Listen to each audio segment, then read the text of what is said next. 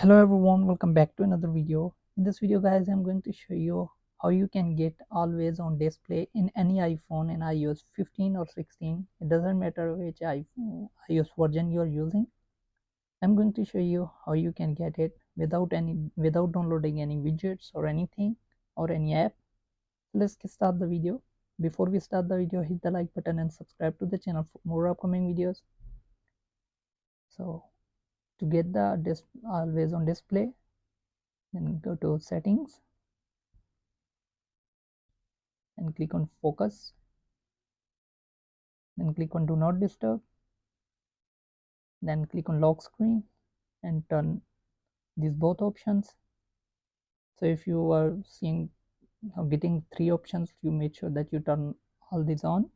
So once you've done this, then open the control center. Now turn on the focus mode. Now you will see this.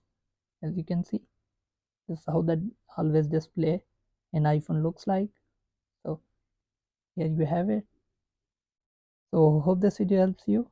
If it does, then leave a like and comment. Thanks for watching.